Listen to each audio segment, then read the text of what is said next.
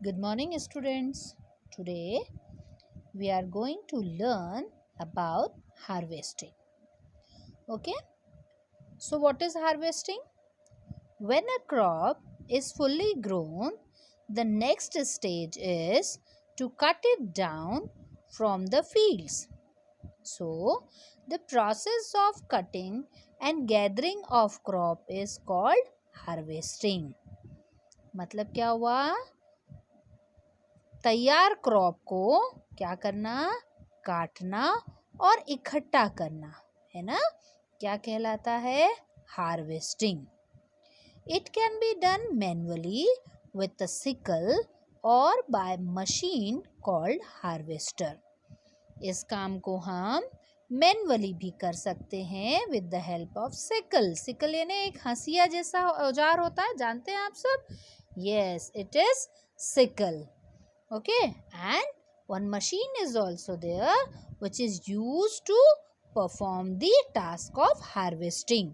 So that machine is called harvester. Okay, the harvested grain is then stored. In case of cereal crops, harvesting is followed by threshing.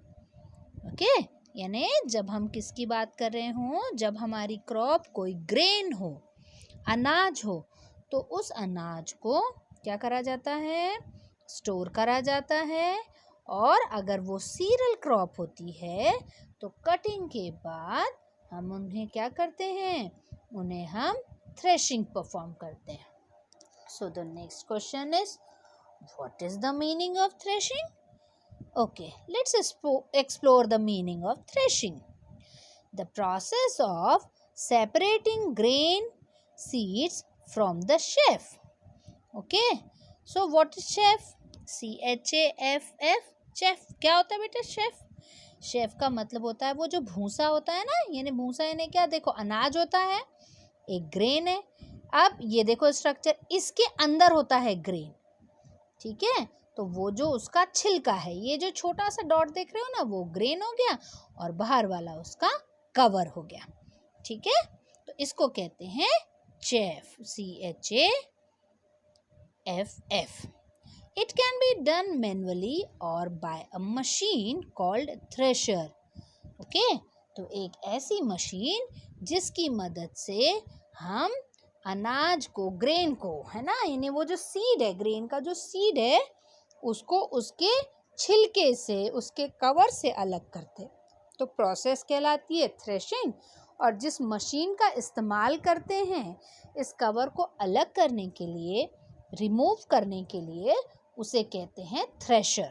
Okay, so a machine called combine. एक और machine होती है जिसका नाम है combine.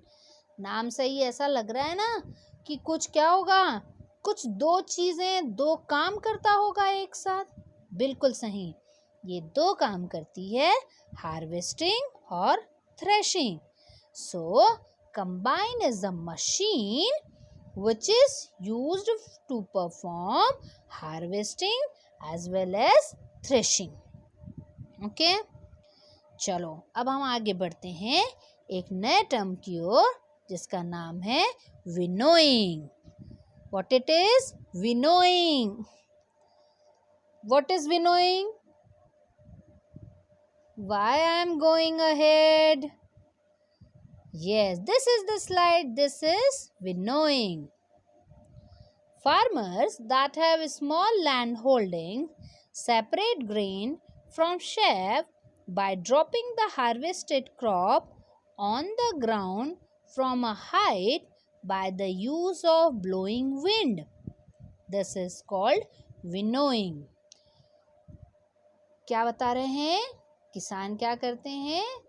Farmers that have small land holdings, जिनके पास कम ज़मीन होती है, छोटी ज़मीन होती है ना, तो उनका प्रोडक्शन भी कम है, तो वो क्या करते होंगे बेटा? वो ग्रेन्स को भूसे से, छिलके से अलग करने के लिए क्या करते हैं? एक हाइट पे खड़े होके क्या करेंगे? वो वहाँ से हिलाते हैं उसको, है ना। एक जिसको हम क्या कहते हैं, सूपा कहते हैं, उसमें क्या करेंगे, अनाज को रख लेंगे और उसको, जिसको हम हलोरना कहते हैं, ऊपर से रख के उसको क्या करते हैं, धीरे धीरे हिलाते हैं। तो अब क्या होगा, देखो ग्रेन का वेट ज़्यादा होता है तो ग्रेन नीचे गिर जाएगा, और क्योंकि वहाँ से साइड से क्या करते हैं, लिखा है ना, क्या करते हैं, harvested crop on the ground from a height by the use of blowing wind. तो हवा चलती होगी, चलती हुई हवा क्या करेगी, छिलके को उड़ाकर अलग कर देगी और अनाज अलग हो जाएगा। तो इस प्रोसेस को कहा जाता है विनोइंग। क्या कहते हैं इसको, winnowing. So the chef which is lighter and blown away up to some distance, whereas the heavier grains fall directly to the ground below. ठीक है, आ गया समझ में। चलो, now come to the next slide where we have to study about the storage. क्या होता है storage का मतलब, अब आपने क्या कर लिया, आपने हार्वेस्टिंग कर ली, अनाज इकट्ठा कर लिया। अब इस इकट्ठे अनाज को क्या करोगे, कहीं रखना होगा ना आपको, तो इस प्रोसेस को हम कहते हैं storage. The harvested food grain needs to be stored very carefully to protect it from insect, pest, rodent and fungal disease. समझ में आया बात, क्यों हम उनको रखना चाह रहे हैं, ताकि हमारा harvested grain insect, pest, rodent और फंगल डिजीजेस से सुरक्षित रहे। ठीक है, अब एक और दुश्मन होता है अनाज का, वो कौन है, मॉइस्चर।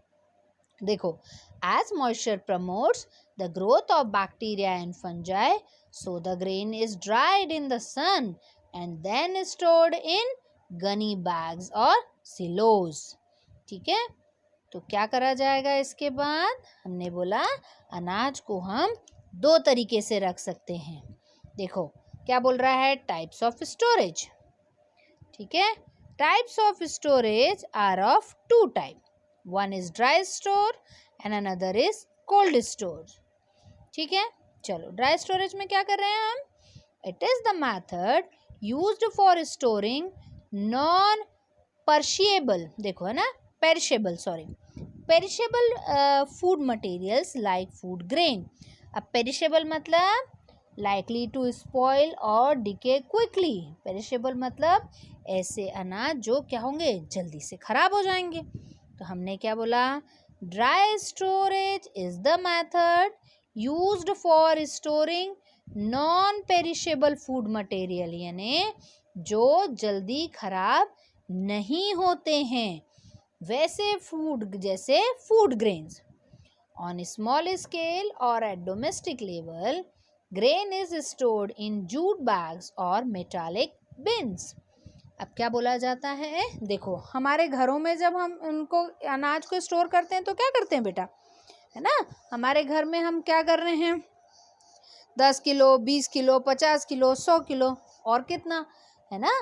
तो हम घरों में तो स्मॉल स्केल में अनाज को स्टोर करते हैं, तो उस समय हम क्या करते हैं, उनको स्टोर करने के लिए हम जूट बैग का इस्तेमाल कर लेते हैं, या तो मेटालिक कंटेनर होते हैं ना हमारे घरों में जिसमें हम अनाज रखते हैं, है ना, हम उनका इस्तेमाल करेंगे।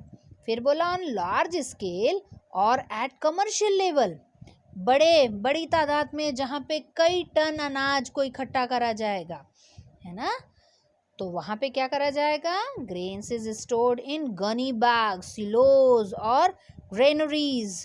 तो ये क्या होते हैं, ये बड़े बड़े क्या होंगे, स्टोरेज कंटेनर हैं, बड़े बड़े स्टोर करने की जगह हैं जहाँ पे हम क्या करेंगे, अनाज को सुरक्षित रखा जाएगा। ठीक है, now come to the next way, that is called cold storage. So where we are using the cold storage, cold storage is the method used for storage of perishable food materials. perishable means अभी पढ़ा था ना, perishable यानी वो food material जो जल्दी से खराब हो जाता है। तो कोल्ड स्टोरेज में हम उन फूड मटेरियल को स्टोर करते हैं जो खराब हो जाते हैं जल्दी। ठीक है, so since these food materials have a very short shelf life, they are stored at low temperature. क्योंकि ये जल्द खराब हो जाते हैं, इसीलिए इनको लो टेम्परेचर पे रखा जाता है। अब ये जल्दी खराब होने वाली चीज़ें क्या है? जैसे फ्रूट और वेजिटेबल्स। ठीक है, तो याद रखिएगा, फ्रूट और वेजिटेबल्स को किस तरह के स्टोरेज में स्टोर करा जाता है? कोल्ड स्टोरेज में। ओके।